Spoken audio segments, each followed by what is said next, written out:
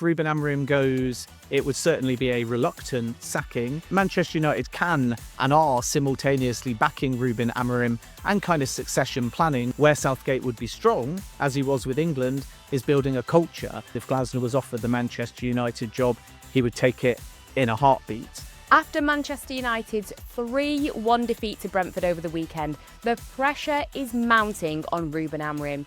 During his reign, the club have failed to win 2 successive league games, and he has collected just 34 points from 33 league games. As many question if his time in charge could be up, there is already a list of managers that could replace him. And he's not the only Premier League manager whose future could be up in the air, as Enzo Maresca at Chelsea. He's had an indifferent start to the new season, so we'll have to see what happens with him as well. But let's get straight into it with sports broadcaster Ben Jacobs. So Ben, really good to speak to you. First up, talking about Manchester United, I wanted to get your thoughts on his time so far with Manchester United and what you're hearing about his future. So Ruben Amorim has lost over half of his Premier League games, so of course the pressure is building, and Sunderland in many ways feels like a big game. But Manchester United can and are simultaneously backing Ruben Amorim and kind of succession planning, which is a little bit different to doing interviews. So there is support, and if Ruben Amorim goes, it would certainly be a reluctant sacking. But there's clearly only so long that this Manchester United form can go on in its current vein, and the stats don't lie. And if you remove the relegated sides and do a league table since Ruben Amorim took charge, Manchester United are a relegation side, and that is not lost on the leadership and the sports hierarchy at Manchester United. But there's some mitigating circumstances. One, that Ruben Amorim didn't really want the job mid-season last campaign. He preferred to start this summer. Manchester United said no. And of course, Amorim wasn't going to turn the role down. 2, early in the season, there were injuries to Matheus Cunha and also Mason Mount. Benjamin Sesko has needed a bit of acclimatisation. Sene Lammens hasn't started a game yet. And I think the other thing is just once stability comes, is Ruben Amorim finally going to get the best out of his players in this system? And even though we've got almost 50 games to look at in all competitions of Ruben Amorim, the hierarchy want to keep giving him a little bit of time. Add to the fact, if they sack him before November, it's a 12 million payoff, assuming that Amorim doesn't walk away for free, as he said publicly. And there's lots of different things that are all leading to Manchester United giving Amorim game after game. But they are succession planning. We broke on talkSPORT Gareth Southgate is one of the names discussed and was a historical target before Ruben Amorim came in. You've got the likes of Andoni Iraola and Oliver Glasner, and Glasner's system would be well suited to Manchester United. So that succession planning is there. But for now, Ruben Amorim has got a stay of execution, but Sunderland is a must-win game. Yeah, 100%. They have to really perform it in that fixture. You know, talking about Sir Gareth Southgate now, there's, like you said, talkSPORT have broken that, there maybe have been conversations. Do you think that Gareth Southgate has the personality to be a Manchester United manager? Because, with England, there is, of course, scrutiny. But with Manchester United, it's maybe the same level of scrutiny, but on, a weekly basis. Do you think that he could rise to that challenge if they do end up bringing him in at some point? I think Gareth Southgate hasn't been in a club dugout for so long, but is well liked by certain members of the Manchester United hierarchy. The challenge is, as you say, getting the best out of quite a vocal and underperforming dressing room. Where Southgate would be strong, as he was with England, is building a culture. And I think it's kind of chicken and egg, because if this hierarchy decide you have to put all your efforts on instant football results and then the culture will change, then you're looking for a manager with Premier League experience, and that's where Glasner or Areola come in.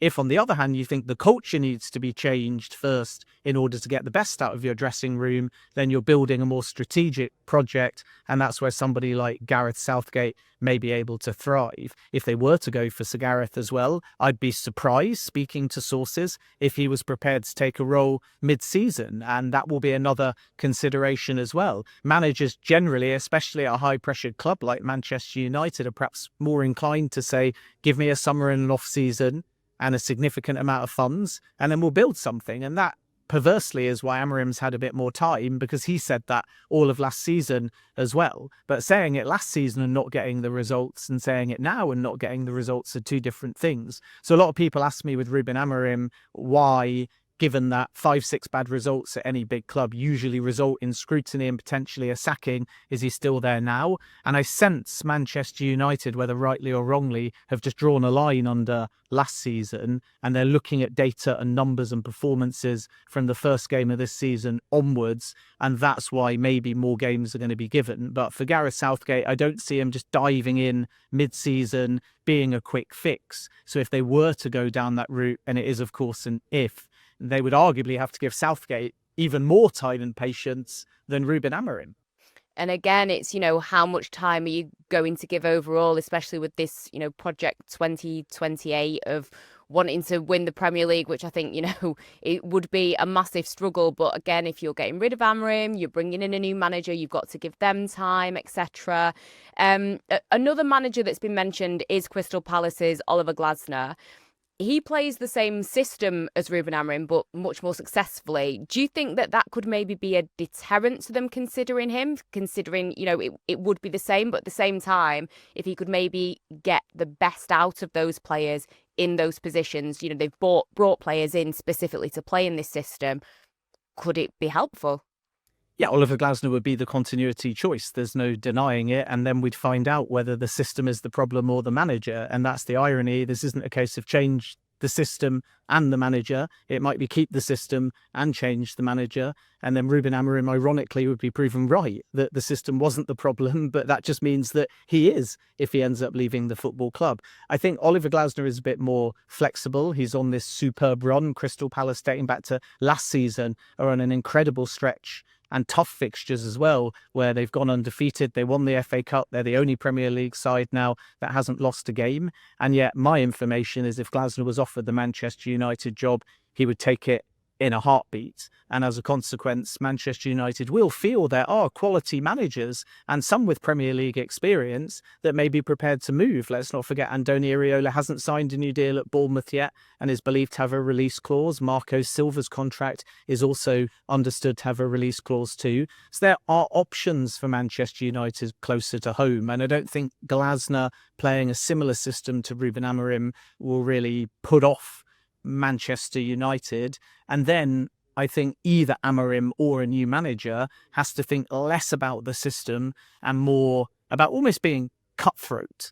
Because at times I think what Ruben Amorim has done is made the wrong decisions tactically, the wrong selection, the wrong pairings and chemistry. So is there a way, even within this system, of giving Kobbie Mainoo more game time, of not playing Bruno Fernandes in a deeper position? If he ends up being behind the striker, you have to move either Cunha or Mbeumo into a wider position, or drop Benjamin Sesko, put Cunha at number 9, and then Bruno Fernandes can have more freedom.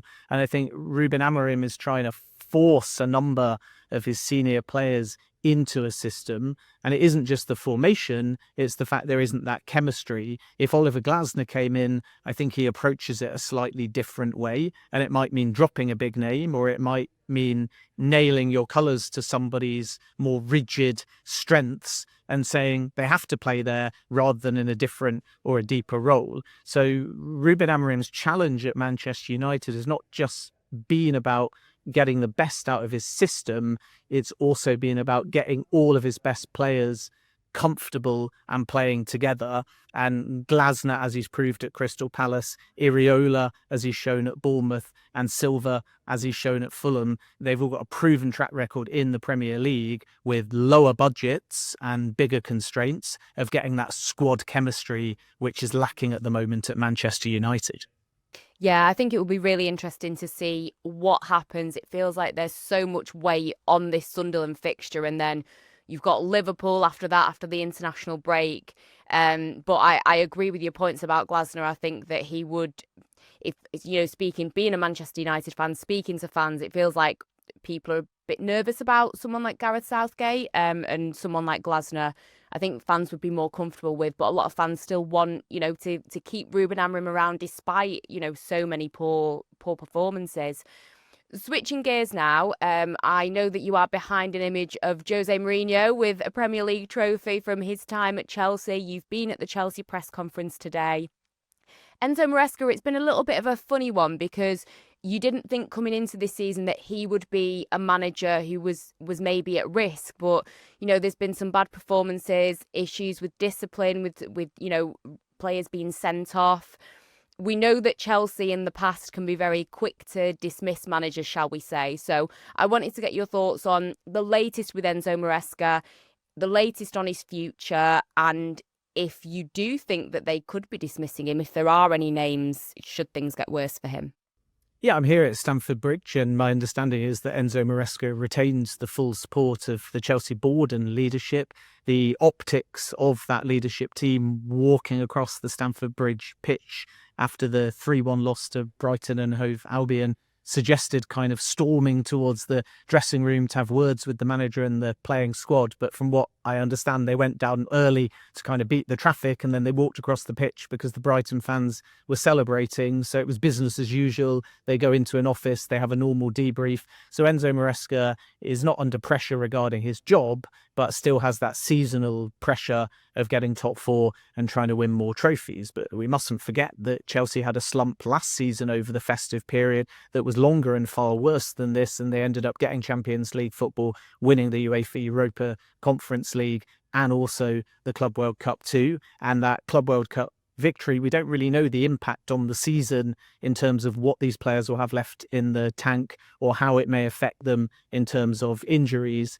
Add to that the fact that Cole Palmer is out at the moment with a groin injury. And in addition, Chelsea have lost 5 games in the last 6 months, and 4 of them, they've been a player down. So red cards are clearly a factor in all of this as well. So Chelsea are not pressing the panic button. I'm not aware of any names or replacements that could come in for Enzo Maresca because nobody at Chelsea is thinking about getting jittery, and it's different therefore to Ruben Amorim and Manchester United. Mid-season is not being spoken about to review Enzo Maresca. He'll have an end-of-season review, and if the season doesn't go according to plan, at that point, of course, we'll be talking about could he be replaced. But for now, Enzo Maresca is safe. But it is a really big week for Chelsea because they'll be up against a Chelsea legend in Jose Mourinho in the dugout. They lost their first Champions League game to Bayern Munich. If you don't win one of your first 2, and particularly your home games, it becomes really hard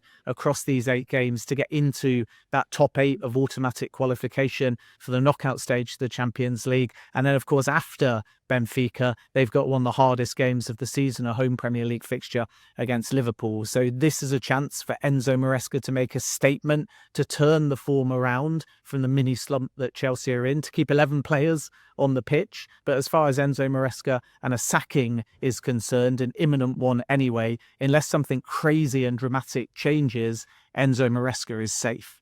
Well, Enzo Maresca is safe for now. Ben, thank you so much for joining me. Let us know in the comments what you think.